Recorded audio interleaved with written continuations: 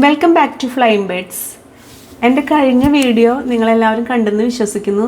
അതിൻ്റെ സെക്കൻഡ് പാർട്ടാണ് ഇത്. ഞങ്ങളൊരു 1 ഡേ ട്രിപ്പാണല്ലോ പ്ലാൻ ചെയ്തത്. അതിൽ രാവിലെ ഞങ്ങൾ പോയത് ബോച്ചയുടെ ടോഡി പബ്ബിലായിരുന്നു. അതിന് ശേഷം ഞങ്ങൾ പോണത് ഈ നെഫേർട്ടിറ്റി ക്രൂയിസ് ഷിപ്പിലാണ്. അപ്പോൾ അതിൻ്റെ ഫ്രണ്ടിൽ നിന്ന് ഞങ്ങൾ റീൽസൊക്കെ പിടിക്കണതാണ് കാണുന്നത്. അതിനുശേഷമാണ് നമ്മൾ ഇതിലേക്ക് കയറുന്നത്. നമ്മുടെ ബഡ്ജറ്റ് ഫ്രണ്ട്ലി ടൂറിസത്തിൽ KSRTCയുടെ ഒപ്പം അവർ കൊണ്ടുപോകണ ഒരു ഡെസ്റ്റിനേഷനാണിത്. Kerala shipping and inland navigation കോർപ്പറേഷൻ്റെയാണിത്. ശരിക്കും പറഞ്ഞാൽ നമുക്ക് വലിയൊരു ക്രൂയിസിൽ കയറാൻ ബഡ്ജറ്റായിട്ട് ബുദ്ധിമുട്ടുള്ളവർക്ക് നമുക്ക് കയറാൻ പറ്റണ ഒരു ചെറിയൊരു ക്രൂയിസ് തന്നെയാണ് കേട്ടത്. അപ്പോൾ നിങ്ങളൊരു ഗ്രൂപ്പായിട്ട് തന്നെ വരണം. ഗ്രൂപ്പായിട്ട് പോകാൻ പറ്റണ കറക്റ്റ് ഡെസ്റ്റിനേഷനാണിത്. പള്ളിയോ സ്കൂളോ ഈവൻ ക്ലബ്ബുകളോ ഒക്കെ പോകാൻ പറ്റും കേട്ടോ. ഫാമിലിന് കൂടുതൽ മെമ്പേഴ്സ് ഉണ്ടെങ്കിൽ ഫാമിലിയിൽ നിന്ന് പോകാം. തന്നെ പോയി കഴിഞ്ഞാൽ ബോറടി ആയിരിക്കും കേട്ടോ. ഈ കാണുന്നതാണ് ഇതിൻ്റെ ബാങ്കറ്റ് ഹാള്. അപ്പോൾ ഇതിൽ ഒരു 150 പാസഞ്ചേഴ്സാണ് ഇതിൽ കയറുന്നത്. പല ഏരിയയിൽ നിന്നും ഉണ്ടാവും കേട്ടോ. അവിടെ നോർത്ത് ഇന്ത്യൻസ് ഉണ്ടായിരുന്നു, മലയാളികളുണ്ട്, വേറെ ഗുജറാത്തി, അങ്ങനെ പല പല ഏരിയകളിൽ നിന്ന് വന്നേക്കുന്ന ആളുകളുണ്ട് കേട്ടോ. കേരളത്തിൻ്റെ തന്നെ വിവിധ ജില്ലകളിൽ നിന്ന് വന്നവരുണ്ട്.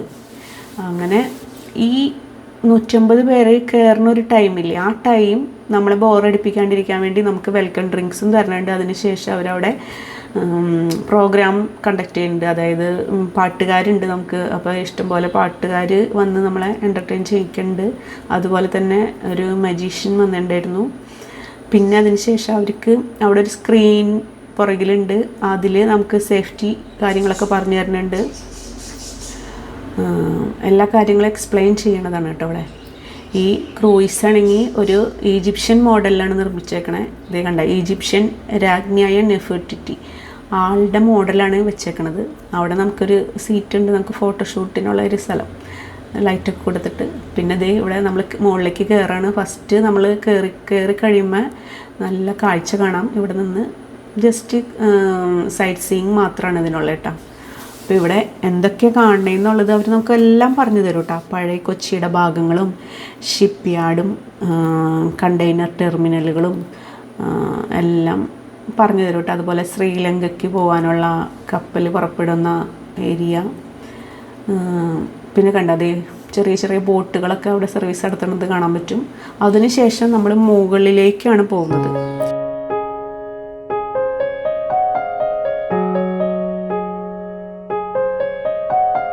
പിന്നെ ഏറ്റവും ടോപ്പിലുള്ള ഓപ്പൺ ഡെക്കിലാണ് ബാക്കി പ്രോഗ്രാമുകളൊക്കെ നടക്കുന്നത്. മഴയില്ലെങ്കിൽ ഫുള്ള് ഇവിടെ തന്നെയായിരിക്കും. മഴയുണ്ടെങ്കിൽ നമുക്ക് അതിൻ്റെ ഉള്ളിൽ മൈക്കും കാര്യങ്ങളൊക്കെ വെള്ളം വീഴുന്ന കാരണം അടിയിലത്തെ ബാങ്കറ്റ് ഹാളിൽ തന്നെയായിരിക്കും ബാക്കി പ്രോഗ്രാമുകളൊക്കെ. പക്ഷേ മഴ ഒന്നും ഇല്ല, കാരണം ഞങ്ങളൊക്കെ മുകളിൽ തന്നെയായിരുന്നു കേട്ടോ. അതിലിരുന്ന് നമുക്ക് ഇങ്ങനെ എല്ലാ സീനും കാണാൻ പറ്റും. അവർ നമുക്കിതെല്ലാം എക്സ്പ്ലെയിൻ ചെയ്തു തരും കേട്ടോ.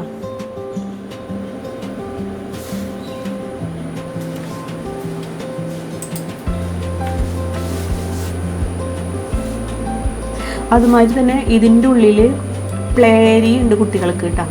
ഒരു ചെറിയ തിയേറ്റർ, ചെറിയ ചെറിയ ബോട്ടുകളൊക്കെ ഇങ്ങനെ ടൂറിസ്റ്റുകളായിട്ട് ഇങ്ങനെ പോണത് കാണാൻ പറ്റുന്നുണ്ട്. അതുപോലെ തന്നെ കസ്റ്റംസ് ഓഫീസ് നമ്മളെ കാണിച്ചു തരുന്നുണ്ട്. അതുപോലെ സിമെൻറ്റിൻ്റെ വലിയ ഗോഡൗൺ, അതൊക്കെ കാണുമ്പോൾ നമുക്ക് തന്നെ പോകുമ്പോൾ അതറിയില്ലല്ലോ. ഇന്ത്യൻ കോസ്റ്റ് ഗാർഡിൻ്റെ ഒരു കപ്പൽ കിടക്കുന്നുണ്ട് ഇവിടെ. അതുപോലെ തന്നെ അന്തർവാഹിനി കപ്പലുകൾ, മറ്റേ മണ്ണുമാന്തി കപ്പലുകളില്ലേ, മണ്ണുമാന്തി കപ്പൽ, അതൊക്കെ കാണിച്ചു തരുന്നുണ്ട്. അങ്ങനെ ഈ സമയങ്ങളിലൊക്കെ നമുക്ക് ഈ ഏരിയകൾ 2 സൈഡിലുള്ള സൈറ്റ് സീയിങ് ആണ് അവർ പറഞ്ഞു തരുന്നത് കേട്ടോ. അതേ കസ്റ്റംസ് ഓഫീസൊക്കെയാണ് കാണുന്നത്.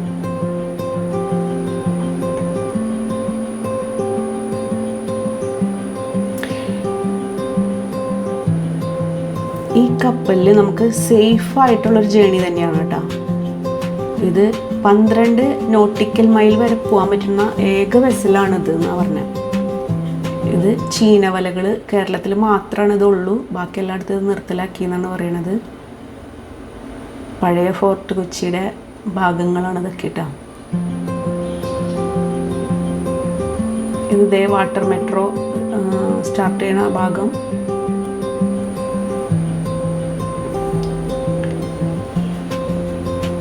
ഈ ഒരു ബീച്ചിൽ മാത്രമേ ഇവിടെ ഇറങ്ങാൻ പറ്റുള്ളൂ എന്ന് പറഞ്ഞു. ബാക്കിയുള്ള ബീച്ചുകളിലൊന്നും ഇറങ്ങാൻ പറ്റുന്ന സ്ഥലമല്ല.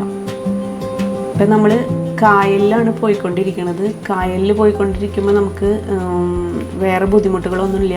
പക്ഷെ കടലിലേക്ക് കയറുമ്പോൾ നമുക്ക് പിച്ചിങ് ആൻഡ് റോളിങ് സെൻസേഷൻ ഉണ്ടാവുമെന്ന് പറയണം. അതായത് നമ്മളിപ്പോൾ ഒരു ഇത്തിരി കുടിച്ചിട്ട് ആളുകൾ നടക്കുന്ന ഫീലിംഗ് ഇല്ലേ, ഇങ്ങനെ ആടി ആടി ഇങ്ങനെ നടക്കും. അത് ഈ കപ്പൽ കടലിലേക്ക് കയറുമ്പോൾ ഉണ്ടാവും കേട്ടോ. അതിനുശേഷം അവർ നമുക്ക് ഒരു സ്നാക്സും അല്ല 2-3 സ്നാക്സും ചായയും നമുക്ക് തരുന്നുണ്ട് ഇതിൻ്റെ ഉള്ളിൽ. ഇതാണ് ഇതിൻ്റെ ഡൈനിങ് സ്പേസ് എന്ന് പറയുന്നത്. അവിടെ ഒരാൾ നമുക്ക് വേണ്ടി ഫുൾ ടൈം പാടാൻ വന്നിരിക്കുന്നുണ്ട് കേട്ടോ. നമ്മൾ ആ ഡൈനിങ്ങിലേക്ക് കയറുമ്പോൾ തുടങ്ങി നമ്മുടെ ഫുഡ് കഴിയണ വരെയും ആ പയ്യനിരുന്ന് അവിടെ പാട്ട് പാടുന്നുണ്ട് കേട്ടോ. അതുപോലെ നല്ല കാലാവസ്ഥയാണെങ്കിൽ നമുക്ക് സൺസെറ്റും കൂടി കാണാൻ പറ്റും. അപ്പം ഞങ്ങളന്ന് പോയപ്പോൾ നല്ല മഴയുള്ള ദിവസമായ കാരണം അത് സാധിച്ചില്ല. മഴക്കാരായ കാരണം സൺസെറ്റ് മാത്രം കാണാൻ പറ്റിയില്ല കേട്ടോ. ഇവരുടെ ഈ സീസണിലെ, അതായത് ജൂൺ ജൂലൈ ഓഗസ്റ്റിൽ അവർക്ക് ഇത് ഓഫായിരിക്കും ഈ ടൂറിസം. എന്താണെന്ന് വെച്ചിട്ടുണ്ടെങ്കിൽ നമുക്ക് ഭയങ്കര മഴയും ഇടിവെട്ടും ഇതൊക്കെയാണല്ലോ. അപ്പോൾ പിന്നെ ആ 3 മാസം അവർക്ക് പ്രോഗ്രാം ഉണ്ടായിരിക്കില്ല. അപ്പോൾ ഇത് ലാസ്റ്റ് ഡേ ആയിരുന്നു ഞങ്ങൾ പോയത്. മോളിലും അടിപൊളി ഡാൻസും പാട്ടും സൂഫി ഡാൻസ് ഒക്കെ നടക്കുന്നുണ്ട് കേട്ടോ. അതിൻ്റെ ഇടയിൽ മാജിക്കും ഉണ്ടായിരുന്നു. പിന്നെ ഞങ്ങളെല്ലാവരും പാട്ട് വെച്ച് നമ്മളവർ ക്ഷണിക്കും, എല്ലാവരും കൂടി ഡാൻസ് ചെയ്യുന്നുണ്ട് കേട്ടോ. വോമിറ്റിംഗ് ടെൻഡൻസി ഉള്ളവരൊക്കെ യാത്രയ്ക്ക് മുമ്പ് എടുക്കേണ്ട, 1/2 മണിക്കൂർ മുന്നേ എടുക്കേണ്ട ആ ടാബ്ലറ്റ് കഴിച്ചിട്ട് വേണം ഇതിൽ കയറാൻ. കുറച്ച് പേർക്കൊക്കെ ഇങ്ങനെ വോമിറ്റ് ചെയ്യേണ്ട ബുദ്ധിമുട്ടുണ്ടായിരുന്നു കേട്ടോ. അപ്പോൾ അത് എല്ലാവരും ശ്രദ്ധിച്ച് വരണം കേട്ടോ. അങ്ങനെ ബുദ്ധിമുട്ടുള്ളവരൊക്കെ ടാബ്ലറ്റ് എടുത്തിട്ട് വേണം വരാൻ. പിന്നെ മുകളിലെല്ലാവരും അടിപൊളി ഡാൻസും പാട്ടാണ് കേട്ടോ. ഇങ്ങനെ എല്ലാത്തിലും പങ്കെടുക്കാനും കൂടി ശ്രമിക്കണം. ഇല്ലെങ്കിൽ നമുക്കിങ്ങനെ എന്തോ ബോറടിച്ച് നമ്മൾ മാറി നിൽക്കേണ്ടി വരും കേട്ടോ. പക്ഷെ രസമാണ്, നല്ല രസമുള്ള പരിപാടി തന്നെയാണ്. സമയം പോണത് അറിയില്ല. കുറച്ച് നേരം കഴിഞ്ഞ് കഴിയുമ്പോൾ നമുക്ക് പിന്നെ ഒന്നും കാണാനില്ല. അതായത് ഒറ്റ ബിൽഡിങ് പോലും ഇല്ലല്ലോ, 4 സൈഡും കടൽ മാത്രമല്ലേ. അപ്പോൾ നമുക്ക് ഒരാൾ തന്നെ പോയി കഴിഞ്ഞാൽ ഈ കടൽ വെറുതെ ഇങ്ങനെ കണ്ടുകൊണ്ടിരിക്കാൻ പറ്റില്ലല്ലോ. അപ്പോൾ അതിന് വേണ്ടിയിട്ടാണ് ഇവരിങ്ങനെ ഈ ടൈം പാസ് വെക്കുന്നത്, ഇങ്ങനെ ഡാൻസും പാട്ടൊക്കെ അവർ വെക്കുന്നത്. അപ്പോൾ നമുക്ക് ആ ഒരു ബോറടി മാറിക്കും. അതിനുശേഷം പിന്നെ ഇത് ഈ ഡൈനിങ്ങിൽ ഇഷ്ടം പോലെ ഫുഡാണ്. ബിരിയാണിയും ബീഫും ചിക്കനും സാലഡും പിന്നെ ഒരു മിനി ബാറുണ്ട്. ബാറിൽ നമ്മൾ ക്യാഷ് കൊടുക്കണം. അല്ലെങ്കിൽ നമുക്ക് ഈ ഒരു എൻട്രൻസ് ഫീസായിട്ട് നമുക്ക് അവിടെ നമ്മുടെ നിന്ന് വാങ്ങിച്ചത് 2700 രൂപയാണ്. മുകളിലത്തെ എല്ലാ പ്രോഗ്രാമുകളും കഴിഞ്ഞതിന് ശേഷം ഒരു 4 മണിക്കൂർ 5 മണിക്കൂറിൻ്റെ അടുത്താണ് നമുക്കൊരു ടൈം തന്നിരുന്നത്. അപ്പോൾ അത് മുകളിലത്തെ എല്ലാ പരിപാടിയും കഴിഞ്ഞ് ലാസ്റ്റ് ഇവിടെ DJ, ആ DJയോട് കൂടിയാണ് പ്രോഗ്രാം അവസാനിപ്പിക്കുന്നത്.